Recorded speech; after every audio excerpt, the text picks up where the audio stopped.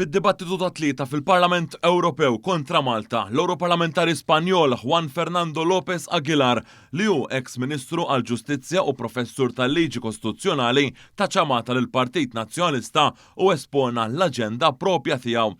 Intqal li kull sena l-Parlament Ewropew ifakkar lil Daphne Caruana Galizia iżda mhux ġust li l-qtil tagħha jintuża bħala attakk fuq Malta.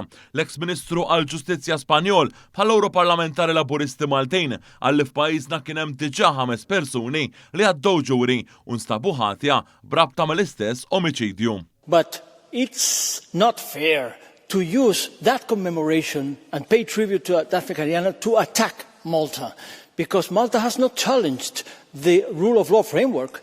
Malta has not challenged the ruling of the European Court of Justice. There has been an investigation, there has been prosecutions, there have been indictments and there have been also convictions. Spjega f'pajjiżna wetta rakkomandazzjonijiet mill-Kummissjoni Venezia u l-Kummissjoni Ewropea biex twettaq riformi fis-settur ġudizzjarju.